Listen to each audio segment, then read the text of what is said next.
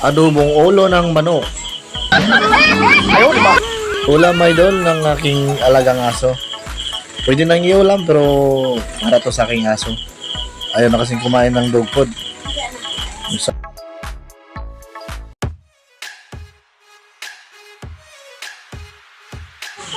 Ito na, antayin na natin ng konti at salang na natin yung ulo ng manok.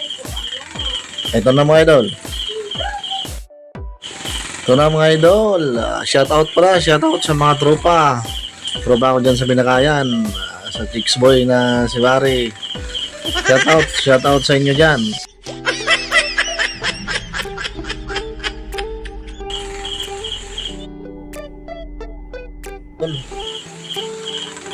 Ang madilim pa dito banda, hindi abot ng ilaw.